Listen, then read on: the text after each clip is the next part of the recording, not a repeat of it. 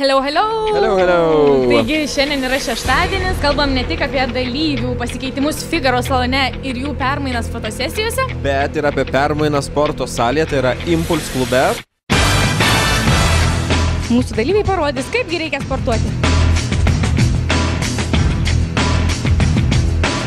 Tai yra unikalus funkcinis jėgos treniruoklis. Jo metu mes galime atlikti įvairiausius pratimus. Jėgai ir vyram, kurie sportuoja labai daug, jie irgi atranda čia ką veikti.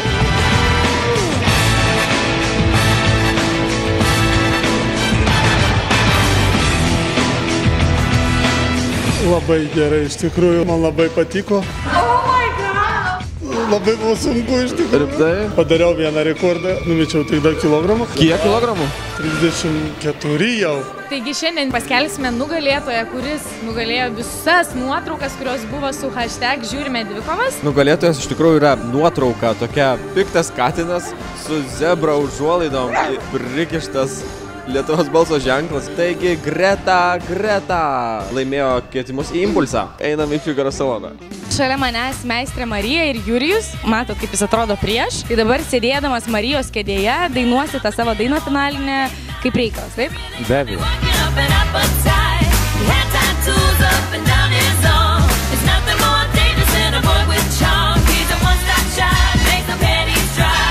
Žinok, labai puikiai atrodė.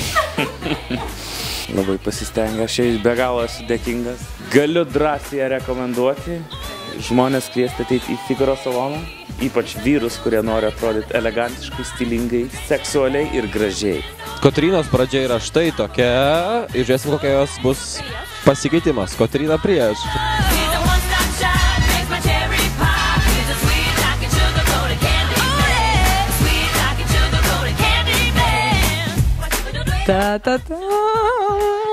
Nu, va tiek plaukų nebetekau. Reikia taip keistis, kad, pavyzdžiui, iš senatvį iš tikrųjų gal reiks nusiskusti ir...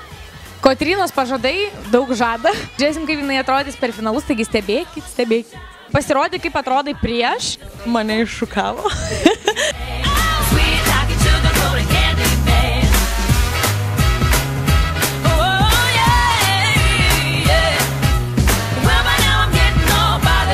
Bordinė kaip Šarūno kepurė. Tai kas? Wow!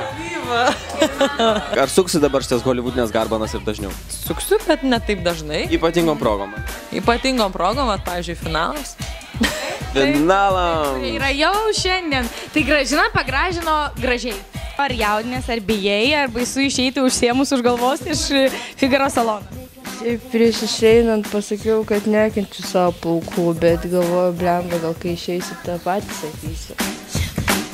Sveikinam tave su pirmuoju dažymu. Ferverkai.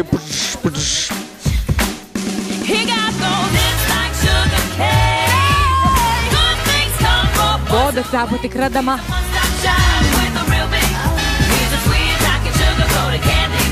Sakė, kad, man slyvos nelabai patinka, bet visa šiandien žiūrėk violetinė, kaip atspėjus, kad gaus tokią atspalvių plaukų, ne? Baklažanai, tarkim. Esu patenkinta labai, man patinka baklažanų spalva. Figaro pokyčiai baigėsi. Figaro ten. Ačiū Figaro meistrams, kad šitie žmonės dabar atrodo nerealiai gerai. Įvertinkite jų stilių komentaruose, ar tinka jiems spalva, sušukavimo stilius ir panašiai.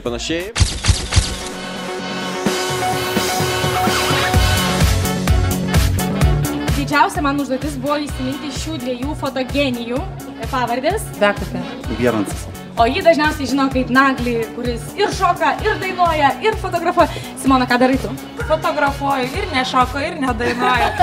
Mūsų tikslas yra sufotografuoti visus dalyvius. Ar darysit portretus švytinčius, energingus, ar daugiau tokius kaip ir pastą? Nuotaikingus darysim. Jeigu norės būti moliu, bus moliu. Norės dakteisą turės.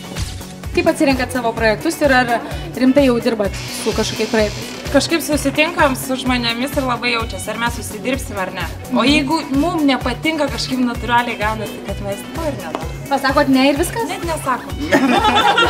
Ar neapsinuodėt žmonėmis, kaip yra ta tokia metafora? Labai būna nemalonu, kai žmogus ateina su nusistatymu ir atsineša neigiamą kažkokį tai požiūrį. Bet jie, tu pabūni, neužsidėjęs tokias kaukės.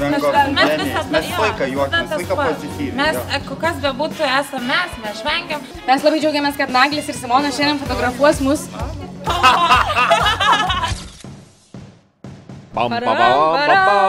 Na ir pagaliau pats laikas pranešti ir mūsų pagrindinę nugalėtoją, tai yra to didžiojo konkurso. Taigi nugalėtoja iš tikrųjų pati aktyviausia Twitter kanale yra Renata Here. Mes kviečiam tave kartu su mumis praleisti visą dieną finaluose, užkulisiuose pakalbinti dalyvius ir šiaip visokio nesąmonių paveikti.